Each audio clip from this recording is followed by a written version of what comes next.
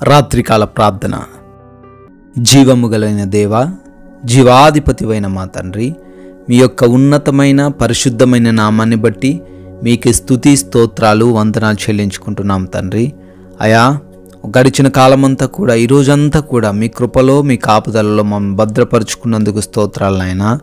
అవును నాయనా, ఈ రోజున మేము ఆయా సమయాల్లో ఆయా ప్రాంతాల గుండా ప్రయాణించినప్పటికీ, అనేక స్థలాల్లో ఉండి ఆహారము తీసుకున్నప్పటికీ ఎటువంటి ప్రమాదం, ఎటువంటి అపాయం, ఎటువంటి అనారోగ్యము కూడా మాకు జరగకుండా, సంభవించకుండా కాచి కాపాడినందుకు స్తుతులనైనా స్తోత్రాలు చెల్లించుకుంటున్నాం ప్రభువా. అదేవిధంగా అయా, మేము బలహీనంగా ఉన్న సమయంలో బలపరిచారు, కృంగిన సమయంలో లేవనెత్తారు నాయన, స్తోత్రాలు.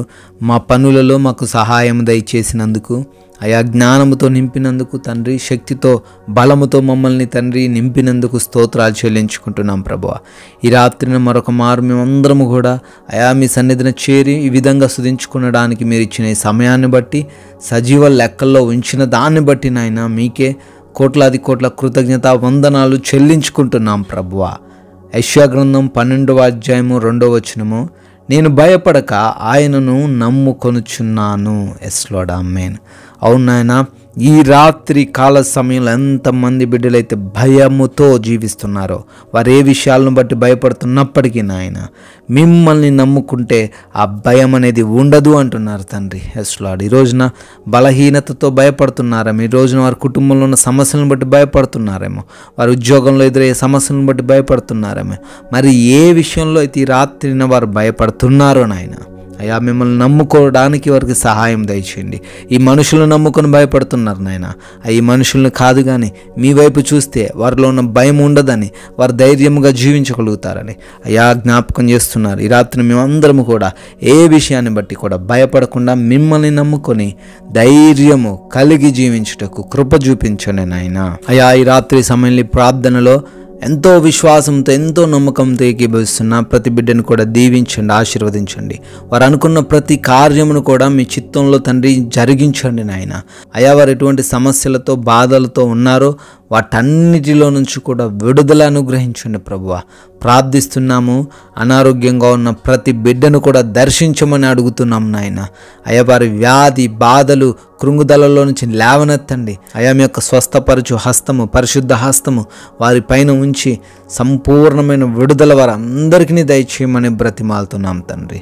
నాయన, ఎవరైతే అయా ఆర్థికంగా కూడా ఇబ్బందులు పడుతున్నారో నాయన, అయా అప్పుల్లో ఉన్నారు ప్రభువా, అయా ఉన్న ఉద్యోగం కోల్పోయి ఉన్న ఆ యొక్క వ్యాపారంలో లాస్ అయిన ఆయన భయపడుతూ బాధపడుతూ ఉన్నారు నాయన, వారందరినీ కూడా లేవనెత్తండి, బలపరచండి, స్థిరపరచండి.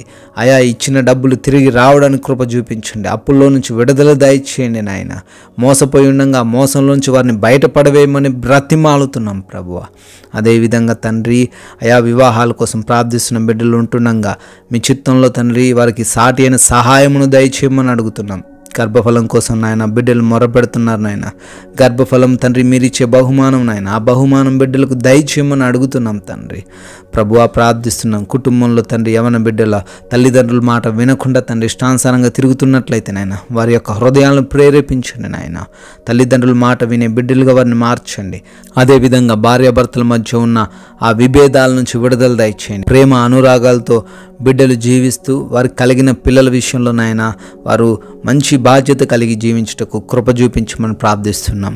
అదేవిధంగా నాయన, ఎవరైతే నాయన వివిధ దేశాల్లో ఉండి రాత్రిని మీకు మొరబెడుతున్నారో వారందరి మొరను ఆలకించి వారి యొక్క ప్రతి సమస్యకు విడుదల దయచేయమని, వారి కుటుంబాలను దీవించమని అడుగుతున్నాం ప్రభువా.